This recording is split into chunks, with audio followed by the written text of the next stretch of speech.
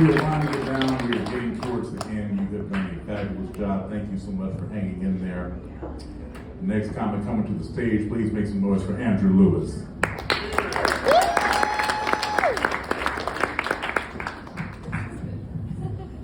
noticed a lot of people brought index cards, which I had brought one, but I had to let my wife know when to laugh at the punchlines, so she's got all of them right now. When I was in high school, my senior year, they were still doing the voting best of. So there was most likely to succeed, best dressed, most likely to become president, and they were all really overwhelmingly positive except two. One was most likely to go to jail, and the other, which I got, was worst sense of humor 2010. But I think that's all bullshit. I think that's not really well correlated.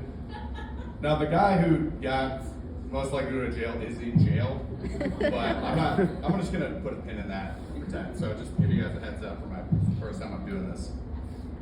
Did you guys see the Indy 500 last year? Yeah.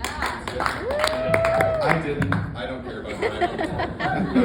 But I did notice that Adam Driver was the guy who did the flag waving to start off the ceremony.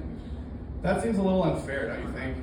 The guy that they selected to do the starting of the event has a name that's the activity itself. I mean, the only way that he was going to be more likely to get selected is if his name was Adam Flagwaving. But I think this is a good thing.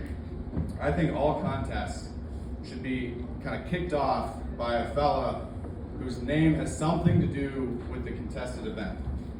So, you might have basketball, you get a Jim Hooper. In baseball, if the pitcher throws too many balls, what happens, right? You have a Tom Walker, right? And in soccer, you'd have someone like, I don't know, Jeff, fall on the ground and cry like a little bitch. The only thing I really hope, though, if they do adopt this new system, is that they do not invite that RV salesman out in East Indiana. His name, Tom Raper. I was in Market District a while back, which I'm a little bit excited about actually. And I was walking through the aisles and I saw this Roomba, but large. It was like a droid. And I recognized that it's kind of this experimental thing they're doing where you can kind of go up to it and do a price check, or you can ask it questions to find stuff in the aisle. And I see it kind of kicking around and it starts coming toward me and I get really excited. Because I wonder, does it know I'm here yet? Or is it like a Roomba where it has to bump into you and then kind of mechanically work around? And I love learning things, so I'm getting more and more excited. And then finally it bumps into me. And I'm very happy because now it's fucked off to the other side and I've learned something, which I love. Before I can kind of inculcate all of that emotion, I hear from up the aisle, "Oh my God, is that yours?" And I look up, and there's a woman with her boyfriend behind her, and I realize what's happened. She thinks that this is my droid. And so, of course, this is a misunderstanding. So what do? I do what any reasonable adult would do. I look at her and I say, "Yeah, this is mine." He's like my little guy. I put him in my car. I carry him around. She's fascinating.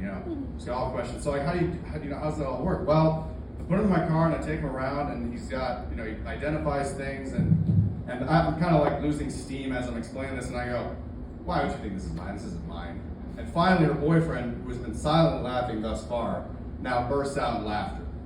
And for me, that was kind of the end of it, but I'd like to think that kept going later on, and that years later, they're sitting down at the table and they get into a fight, and he breaks up with her. And at one point, they go through it, and he goes, "You thought that guy's droid was his at the store. How could I ever marry someone who's that fucking stupid?" Thanks, guys. It'll be good.